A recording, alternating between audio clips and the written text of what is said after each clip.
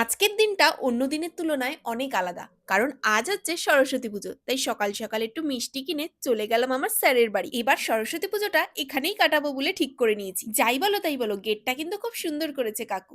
যাই হোক, আমার বর গাড়িটা পার্কিং করলো আর ভিতরে এসে আমি পুজোতেও বসে পড়লাম। কারণ তখন কিন্তু বামন মশাই চলে এসেছিল। তাই মায়ের বন্দনাও শুরু করে দেওয়া হলো। জয় জয় দেবী চরাচর সারে কুচযোগ শোভিত মুক্তাহারে বীণা রঞ্জিত পুস্তক হস্তে ভগবতী ভারতী দেবী নমস্তুতে। এক ঘর ভর্তি ছোট থেকে বড় সবাই আমরা মায়ের অঞ্জলি দিলাম।